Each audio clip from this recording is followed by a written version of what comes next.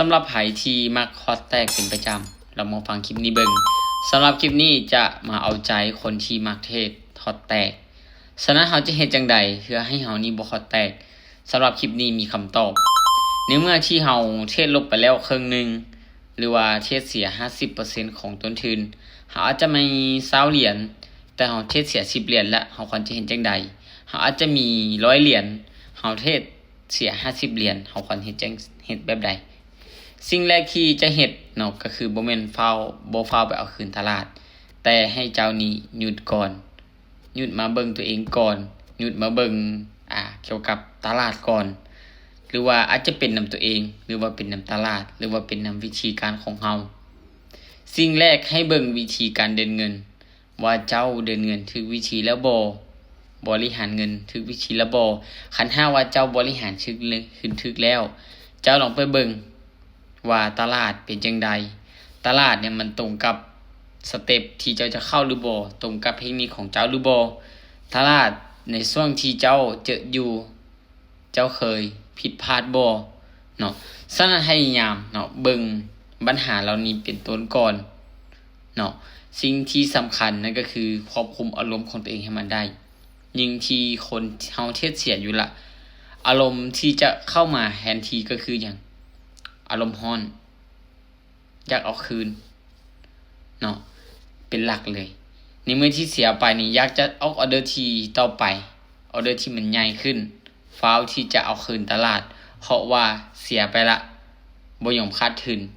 อยากได้ทุนคืนอยากได้กำไรคืนสิ่งเหล่านี้เนาะจะเห็นให้พอร์ตของเขานี่ยิ่งติลบไปตืมเจ้าต้องรู้ไว้โลดว่าคันถ้าว่าเจ้ามีวิธีการบริหารทุนอยู่แล้วเนาะเจ้าเสีย 2-3 ไม้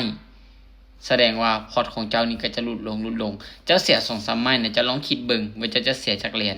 คันหากว่าเจ้าเริ่มต้นการเดินเงินที่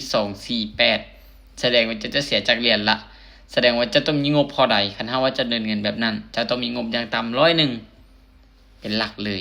เนาะฉะนั้นไผที่มักฮอตแตกเป็นประจำในเมื่อที่เจ้าเทศเสียแล้วควรหยุดก่อนบ่ฟ้าวไปต่อแล้วกลับมาเบิ่งตัวเองก่อนอย่าฟ้าวคิดที่จะเอาคืนตลาดพยายามเนาะดึงสติตัวเองกลับคืนมาพยายามว่าจุดที่เฮาผิดพลาดเนี่ยเฮาผิดพลาดย้อนหยังหากว่าผิดพลาดย้อนอารมณ์ของเฮาผิดพลาดย้อนตลาดผิดพลาดย้อนการบริหารพื้นเฮาก็กลับไปเบิ่งจุดที่เฮาผิดพลาดและเฮาแก้ไขเพื่อหยังเพื่อบ่ให้เฮานี่พอร์ตแตกแสดงว่าเฮาหยุดก่อนนี่พอร์ตของเฮาจะยังครึ่งนึงคันหากว่าจะมีพอร์ตประมาณ20เหรียญในครึ่งนึงเจ้าก็จะยังเหลือ10เหรียญฉะนั้น10เหรียญเนี่ยข้อยคิดว่าเจ้ายังมีโอกาสที่จะกลับเข้าไปเอาคืนตลาดได้ในเมื่อที่เจ้าผิดพลาดในจุดสิ่งนี้เจ้าบ่เฮ็ดซ้ำๆแสดงว่าอันนั้นก็จะเป็นวิธีการแก้ไขอีกอย่างนึงที่มันดีข้อยเชื่อว่าพอร์ตที่ยังเหลือครึ่งนึงคันหากว่าเจ้าตั้งสติหรือว่าผมรู้เจ้าบ่หลายพอเจ้าไปศึกษามาเพิ่มเติมเนาะ10เหรียญของเจ้านี่อาจจะต่อยอดให้กับเจ้านี่กลับขึ้นไปมีกำไรอีกแค่นึงก็เป็นไปได้